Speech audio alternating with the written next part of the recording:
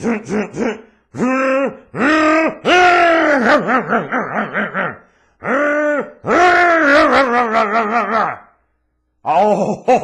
some of you were trying to dilute yourself. Some of you were trying to be disconnected from reality. But let's face it, you knew deep down in your hearts that it was time.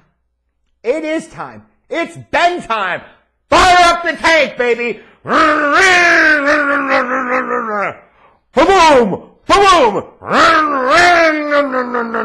boom, boom, boom. Because deep down in the cackles of your heart, you know you need it, you know you want it. It is, wait for it, Bears football on full display on a beautiful Sunday afternoon. What else could you ask for? Well, you probably could have asked for, hey, the Bears, past couple of weeks against really crappy defenses, have put up a couple of nice performances. They've been able to move the ball. Justin Fields has been able to throw the ball with some success. They've been able to score points. And they actually won a game.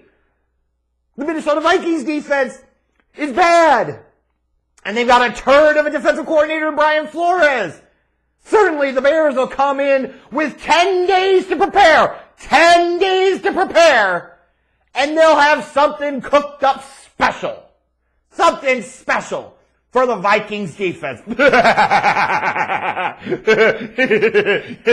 Ever flush, ever loose says, nah. Like, what the fuck does he even sound like? And somebody asked me during the game, like, if Gutless Getsy is the Cowardly Lion, who's the Scarecrow and who's the Tin Man? I mean, obviously, Eberflush, Eberlose, whatever the hell you want to call him, he's the Scarecrow because he doesn't have a brain. And then Ryan Poles is the Tin Man. He has no heart and he just is kind of shaped like the Tin Man. But man, oh man alive, that Gutless Getsy, put him up. I'm the offensive coordinator. I'm going to do it. We're going to make it happen. Vikings defense is bad. Here's what we're going to do. We're going to shock the world. 1st and 10, halfback dive. 2nd and long, halfback dive. 3rd and long, halfback dive, punt. 3rd and long, halfback dive. Gotta play for the punt position. Gotta play for field goal position. Gotta protect the field goal at all costs. Anybody can want to score touchdowns, but it takes a real man with real courage to win with field goals. Bad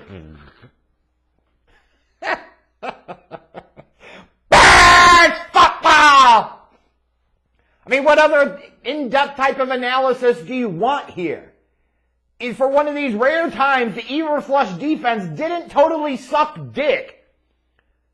Should have had a turnover forced on that fucking fumble. How the hell that's not called a fumble recovery by TJ Edwards, I'll never know. But then you had the interception by Tremaine Edmonds. Like, the Bears defense actually did their part today. You look at the final score for this game and you realize the Bears defense only gave up 1 touchdown, and that was late in the first half. A big one, mind you, but that's it. The Vikings defense scored as many touchdowns today as the Vikings offense did. But of course they lost. The Bears coaching staff had a week and a fucking half to prepare for this. So how in the hell does the offensive line look this pathetic? How in the fuck, the bluest of blue fucks, do you go after these last 2 games against really bad defenses and kind of light it up a little bit in the pass game? And today it's right back to regressing to the norm, which is absolute donkey dick. Justin Fields, 6 for 10 for 58 yards and an interception. That was fantastic. The O-line couldn't protect him for shit. The blocking scheme was stupid. Yeah, let's continue to put fucking running backs on the edge rushers. That'll work out well. And the rare times that Justin Fields actually did get any fucking protection, he did what Justin Fields does. I think he's open, but I'm afraid to throw it. I mean, what else can you fucking say? Like, it was regressed right back to the norm. Like, I was expecting at least he was going to play well enough, maybe against the Vikings, to where it was going to be a season-long battle against Bears fan stupidity, but we're not even going to get that now. We're especially not going to get that now with this fucking hand or wrist injury, whatever the hell it is. And I don't know yet, we don't know yet, like, how serious it was, but it was serious enough to keep him out of most of the second half of the game, right? And that's the thing. You've seen far few in between flashes of actually really high-level quarterback play from Justin Fields. You've seen a lot of maddeningly inconsistency to dog shit play. And then, oh, by the way, there's always some type of fucking injury that causes him to miss some type of games. Like, that's it. Put in Tyson Bagent, fire this shit to the ground, roar up the tank. I mean, you're playing the Vikings without Justin Jefferson. You actually force a couple turnovers, or try to at least. Like, and of course, you got the Justin Fields fanboy cucks out there that spending 2+ years trying to make up every excuse in the goddamn world for Justin Fields and why the offense typically sucks with him at the helm. But now Tyson Bagent comes in, and after a quarter and a half, they're already fucking out on him. Gee, I wonder why. Some non-football reasons that don't fucking matter in the grand scheme of things. Focus on fucking football. I mean, if we want to get technical here, yeah, Tyson Bagent lacks a big-time arm. Like, he's a prototype, like, backup quarterback. But shit, you could actually see his ability to process and react to what he sees. Fields consistently demonstrates he can't fucking do that. Like Tyson Bagent in a little over a quarter and a half. 10 of 14, 83 yards. Better than Justin Fields. That's how bad Justin Fields was today. That's how bad this offense was. And it's like the worst thing that could have happened was this Bears team winning on Thursday night against the Commanders, because it just delayed the inevitable firing of Eberflus. Like, isn't he 0-8 now in the division? Yet to win a fucking division game? Isn't his winning percentage as a Bears head coach now the worst in team history? Even lower than Abe fucking Gibron? Abe Gibron!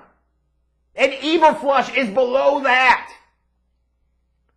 These are some very, very dark times, even for Bears football. And for a lot of you that are familiar with it and comfortable with it today, boy, you were seeing it, weren't you?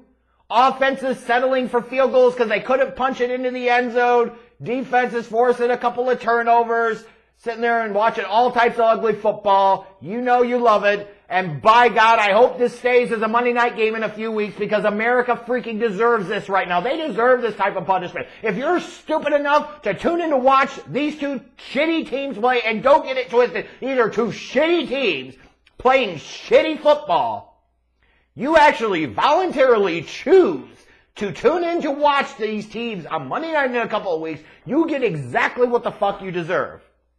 Now, some of you might say, well, what about you? You're going to tune in to watch? Of course, because I do this and that, and I'm a Bears tard, okay? I'm too far gone. I'm too far into Bears football. Like, just so many stupid things today, right? Like the first half. DJ Moore coming off of 8 catches, 230 yards, and 3 touchdowns. Yeah, let's not find ways to manufacture touches. Has dumbass Jetsy ever heard of running fucking slants and crossing patterns? How hard is this shit? Unbelievable. Wide receiver screen, wide receiver screen, wide receiver screen. It's all dumb. It's stupid. Unbelievable. I mean, at this point in time, this Justin Fields era has to be over, even if he is healthy enough to play next week. It's over, folks. We've seen enough. It's time. And if he ends up on short-term IR, it might as well be IR for the rest of the year. Evaluate Tyson Bagent the rest of the way. See if he can at least be your long-term backup, because that's pretty important, too, in the grand scheme of things. And start really looking ahead to 2024. I will give the Bears credit. They looked at the draft positioning right now. They went to Tankathon or some other website like that, and they said, oh, the Broncos think they're slick. You think you got the second fucking overall pick. Fuck you up your ass. That's right. That's how you do it, boys. Rev up that tank. Boo! Boo!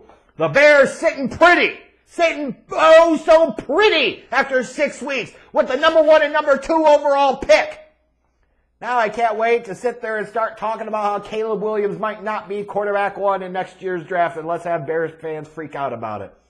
I know the Justin Fields fan contingency is still out there, and they're still going to try and fight back, but they have to acknowledge at this point in time, it's a Trubisky sandwich. It's over, folks. It's fucking over. The Bears are 1-5.